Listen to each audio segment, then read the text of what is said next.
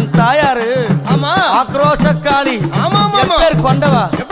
அவ கோபப்பட்டு இந்த புவிக்கு வரும்போது அவளுடைய பாதம் இந்த புவியில பட்டா இந்த உலகமே அழிஞ்சிடும் சொல்லும் போது பார்த்த சிவபெருமான் உடனடியாக ஓடி அந்த கீழே விழுந்தாரு.